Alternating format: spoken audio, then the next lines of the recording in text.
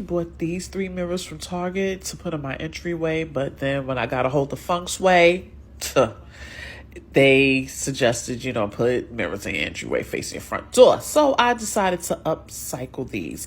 Now, I went through many methods to remove the mirror from the frame so that you don't have to go through as many mirrors as I did.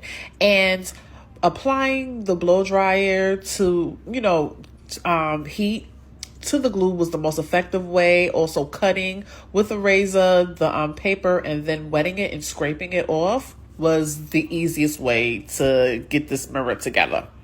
So I had some wood that was cut. I sanded it so that I can stain it. Because, of course, it's going in my living room. It has to match the decor in my living room, which I have dark wood. So I decided to stain it, but I also wanted to give it gold accents. At first, I wanted to do it all gold, but I decided against that. And so here I am just applying some gold foil with some Mod Podge and just piecing it on in the design that I wanted it to until I was happy with the outcome. Then I sealed it with some clear polyurethane.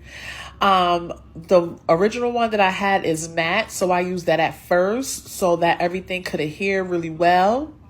And then once it dried, I went over it again with some glossy polyurethane because I wanted it to be shiny. I didn't want it to be matte at all. I felt like this is not the project to be matte. It needed to be shiny so that it can stand out and, look good as a frame around the mirrors.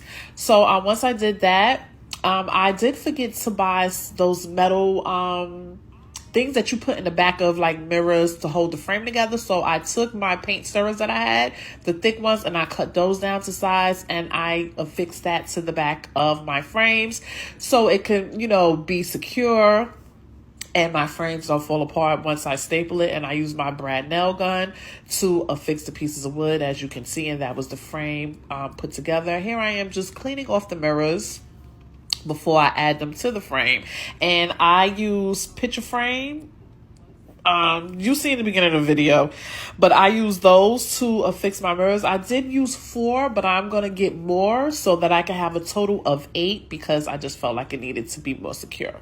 And here is the final result. So I love the way it came out. I love, the mirror over in my plant corner. I think it adds, a little bit more pizzazz, but I really loved it. This project took me 3 days because I had to let the wood dry in between every application of stain. So it was a lengthy process, but I love the way it came out. What do you think?